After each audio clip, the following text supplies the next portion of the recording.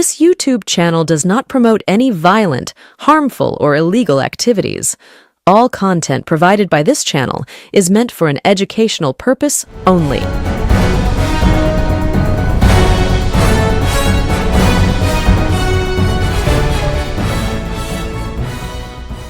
নমস্কার, আমি প্রতিবেদক সায়ন্তন চক্রবর্তী। আপনারা দেখছেন বঙ্গচক্ষু ইউটিউব চ্যানেল।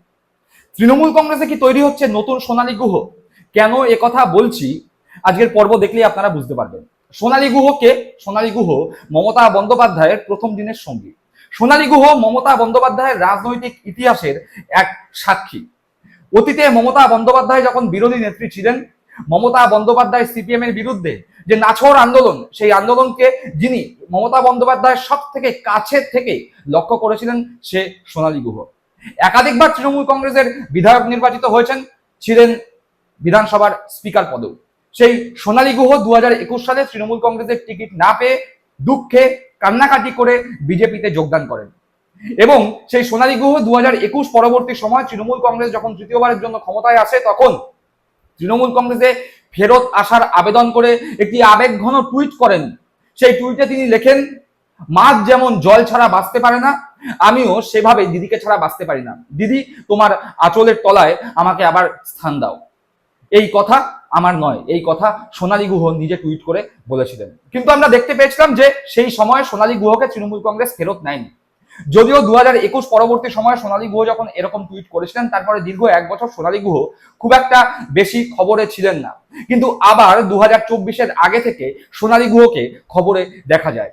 সোনালী গুহ সংবাদ মাধ্যমের সামনে, বিভিন্ন ইউটিউব চ্যানেল হোক বা বাংলার প্রথম সারির সংবাদ মাধ্যম হোক, সংবাদ মাধ্যমের সাংবাদিকদের সামনে এসে লাগাতার মমতা বন্দ্যোপাধ্যায়ের বিরুদ্ধে আক্রমণ শানিয়েছেন অভিষেক বন্দ্যোপাধ্যায়ের বিরুদ্ধে। তিনি বলেছেন অভিষেক বন্দ্যোপাধ্যায় তাকে কোণঠাসা করে দিয়েছিল, অভিষেক বন্দ্যোপাধ্যায় তাকে রেস্ট নেওয়ার কথা বলেছিল। কথা তিনি নিজে মুখে সংবাদ মাধ্যমকে জানিয়েছেন। একই সাথে মমতা বন্দ্যোপাধ্যায়ের বিরুদ্ধে নাকারে কুৎসা করেছেন। মমতা বন্দ্যোপাধ্যায়ের ব্যক্তিগত জীবন নিয়েও তিনি যথেষ্ট কুৎসা করেছেন এবং অনেক মন্তব্য করেছেন। যাই হোক, সে সমস্ত জিনিস আমরা অতীতে দেখেছি। বর্তমানে তৃণমূল কংগ্রেস ক্ষমতা থেকে অপসারিত, মমতা বন্দ্যোপাধ্যায় প্রাক্তন মুখ্যমন্ত্রী, বর্তমানে বিজেপি ক্ষমতায়, শুভেন্দু অধিকারী বিজেপির মুখ্যমন্ত্রী। এই শুভেন্দু অধিকারীর হয়েও সোনালী গুহ ভবানীপুরে মমতা বন্দ্যোপাধ্যায়ের বিরুদ্ধে প্রচারে গিয়েছিলেন অসুস্থ শরীরে। তাই সোনালী গুহ তৃণমূল কংগ্রেসের প্রোডাক্ট, মমতা বন্দ্যোপাধ্যায়ের লড়াইয়ের প্রথম দিনের সাথী। সেই সোনালী গুহ তৃণমূল কংগ্রেস ছেড়ে বিজেপিতে যাওয়া এবং বিজেপি থেকে পুনরায় তৃণমূল কংগ্রেসে ফেরত আসার যে আবেদন, সেই আবেদনে মমতা বন্দ্যোপাধ্যায় সাড়া না দেয়া এবং তারপরে সোনালী গুহর যে মমতা বন্দ্যোপাধ্যায় তথা তৃণমূল কংগ্রেস এবং অভিষেক বন্দ্যোপাধ্যায়ের বিরুদ্ধে কুৎসা, সেই কুৎসা আমরা দেখতে পেয়েছি, আক্রমণ দেখতে পেয়েছি। এরকমই কি তৃণমূল কংগ্রেসের অভ্যন্তরে আরো এক সোনালী গুহ তৈরি হচ্ছে? এই মুহূর্তে বাংলার রাজনৈতিক মহলে এটা সব থেকে বড় প্রশ্ন। তৃণমূল কংগ্রেসের অন্তর্মহলে কানাঘুষো। মমতা বন্দ্যোপাধ্যায়ের আরো এক প্রথম দিনের সাথী, মমতা বন্দ্যোপাধ্যায়ের আন্দোলনের আরো এক সাক্ষী এই মুহূর্তে সোনালী গুহর রাস্তাতে কি হাঁটতে চলেছেন? কে সেই ব্যক্তি? সেই ব্যক্তি আর কেউ নন, সেই ব্যক্তি তৃণমূল কংগ্রেসের বারাসাত লোকসভার সাংসদ কাকলি ঘোষ দস্তিদার। এই কাকলি ঘোষ দস্তিদারকে গত 2025 সালের অগাস্ট মাসে যখন কল্যাণ বন্দ্যোপাধ্যায় লোকসভার চিফ হুইপের পদ থেকে সরে দাঁড়ান, পদত্যাগ করেন, তখন কাকলি ঘোষ দস্তিদারকে মমতা বন্দ্যোপাধ্যায় লোকসভার তৃণমূল কংগ্রেসের চিফ হুইপ করেন।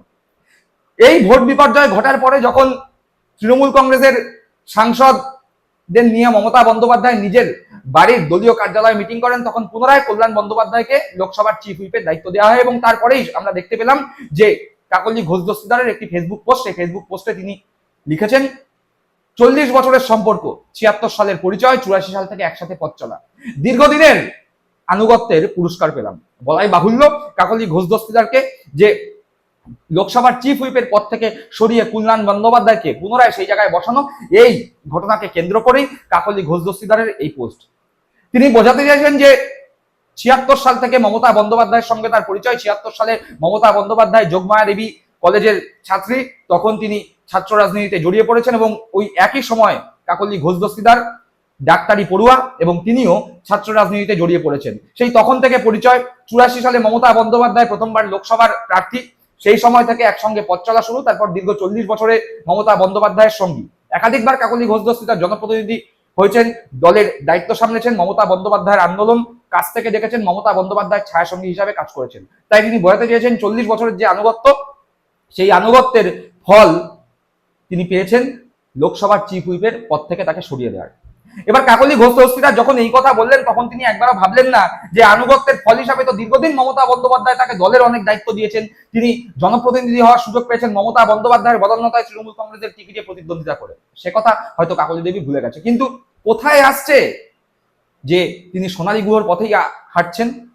এই বিষয়েও একটা গুরুত্বপূর্ণ ঘটনা ঘটে গিয়েছে। কি সেই ঘটনা?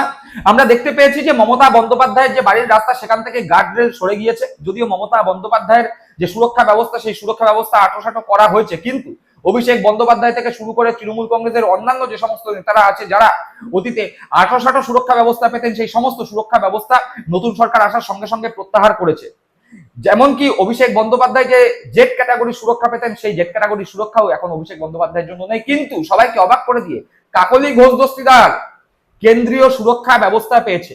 ইতিমধ্যেই দেখা যাচ্ছে কাকলি ঘোষ দস্তিদার মধ্যমগ্রামের যে তৃণমূলের কার্যালয়, সেখানে যখন তিনি যাচ্ছেন, তার সঙ্গে কেন্দ্রীয় বাহিনী দেখা যাচ্ছে। ফলে তৃণমূল কংগ্রেসের নেতাদের, নিচুতলার কর্মীদের, জেলা স্তরের নেতাদের মধ্যে প্রশ্ন, দলের বিভিন্ন তাবড় তাবড় নেতাদের সিকিউরিটি যখন সরিয়ে নিচ্ছে নতুন সরকার, তখন কাকলি ঘোষ দস্তিদার কোথা থেকে পাচ্ছেন এত সিকিউরিটি? ঠিক এই জায়গাতে দাঁড়িয়ে এই প্রশ্ন উঠছে, তাহলে কি কাকলি ঘোষ দস্তিদারের সঙ্গে বিজেপির সম্পর্ক উন্নত পর্যায়ে যাচ্ছে, কাছাকাছি আসছে কাকলি ঘোষ দস্তিদার এবং বিজেপি? না হলে তৃণমূল কংগ্রেসের অন্যান্য তাবড় তাবড় নেতাদের সিকিউরিটি প্রত্যাহার করা হলেও কাকলি ঘোষ দস্তিদারকে কেন কেন্দ্রীয় নিরাপত্তা দেওয়া হলো? যদিও বিজেপির তরফ থেকে বলা হচ্ছে যে কাকলি ঘোষ দস্তিদারের নাকি দলের মধ্যে থেকেই থ্রেট আছে, বিপদ আছে, সেই কারণে সাংসদ হিসাবে তার যা সুরক্ষা পাওয়ার কথা, সেই সুরক্ষা ব্যবস্থাই নাকি তাকে দেয়া হচ্ছে। যদিও এই কথায় চিরে ভিজছে না, তার কারণ কাকলি ঘোষ দস্তিদার সাংসদ হিসাবে যদি এক্সট্রা সিকিউরিটি পেয়ে থাকেন, তাহলে অন্যান্য নেতারা কেন পাবেন না? এই প্রশ্ন কিন্তু উঠছে। সুতরাং বলাই যায় যে অতীতে যেরকম সোনালী গুহ বিজেপির সঙ্গে যার সখ্যতা ধীরে ধীরে বৃদ্ধি পায়, সেই সখ্যতার রাস্তাতেই বর্তমানে কাকলি ঘোষ দস্তিদার হাঁটছে কিনা। না হলে কেন কাকলি ঘোষ দস্তিদারের সেই ফেসবুকে পোস্ট আর তার কিছুদিনের মধ্যেই তার সুরক্ষা ব্যবস্থায় উন্নতি লক্ষ্য করা যাবে? তাছাড়া আরো একটি গুরুত্বপূর্ণ বিষয়, ইতিমধ্যে আপনারা সকলে জানেন যে কাকলি ঘোষ দস্তিদার প্রায় 1,20,000 ভোটের কাছাকাছি ব্যবধানে বারাসাত লোকসভা কেন্দ্র থেকে 2024 লোকসভা নির্বাচনে জয়লাভ করেছিলেন। সেই কাকলি ঘোষ দস্তিদার 2026 বিধানসভা ভোটের নিরিখে বারাসাত লোকসভা কেন্দ্রে প্রায় 92,000-এর বেশি ভোটে পরাজিত হয়েছেন। যদি লোকসভার ভোট আমরা বিধানসভা ভোটের ভিত্তিতে ধরি, ফলাফল যদি ধরি, তাহলে কাকলি ঘোষ দস্তিদার নিজের লোকসভা এলাকায়, অর্থাৎ বারাসাত লোকসভা এলাকায় 92,000 ভোটে বিজেপির থেকে পিছিয়ে রয়েছেন। সেই জায়গায় দাঁড়িয়ে কাকলি ঘোষ দস্তিদার কি ভাবছেন? তৃণমূল কংগ্রেসের থেকে দূরত্ব বজায় রাখি, তার কারণ অতীতে কিন্তু কাকলি ঘোষ দস্তিদারের বিরুদ্ধেও নারদা কেলেঙ্কারির মতো অভিযোগ রয়েছে। আর এই মুহূর্তে বিজেপি বিরোধী যে সমস্ত দল রয়েছে, তা সে তৃণমূল কংগ্রেস হোক, সিপিএম হোক, আপ হোক, যে কোনো বিজেপি বিরোধী যে দলগুলো হোক, তারা বারংবারই বলে আসে যে যাদের বিরুদ্ধে ইডি বা সিবিআই তদন্ত করছে, তারাই যখন বিজেপিতে যোগদান করে, তারা সম্পূর্ণ বেকসুর খালাস হয়ে যায়। তাদের শরীরে বা তাদের জামায় যে কালো দাগ, সেই কালো দাগ নিমেষে উধাও হয়ে যায়। এরকম উদাহরণ প্রচুর রয়েছে। তাহলে কি কাকলি দেবী সেই নারদা কেলেঙ্কারি থেকে বাঁচার চেষ্টা করছেন, নাকি সোনালী গুহর পথে হেঁটে বিজেপির সঙ্গে সখ্যতা বাড়াচ্ছেন? ভবিষ্যতে কি আমরা দেখতে পাবো কাকলি দেবী, যিনি মমতা বন্দ্যোপাধ্যায়ের প্রথম দিনের লড়াইয়ের সাথী সোনালী গুহর মতো, তিনিও কি মমতা বন্দ্যোপাধ্যায়কে আক্রমণ এবং কুৎসার রাস্তায় হাঁটবেন? তৃণমূল কংগ্রেসের অভ্যন্তরে এখন এ কথাই বেশ জোরের সঙ্গে শোনা যাচ্ছে, কানাঘুষো প্রায় প্রতিনিয়ত হচ্ছে। দর্শক বন্ধুরা, আপনারা কি মনে করছেন? কমেন্ট বক্সে অবশ্যই কমেন্ট করে জানাবেন। সকলে ভালো থাকবেন, সুস্থ থাকবেন। জয় হিন্দ, বন্দে মাতরম।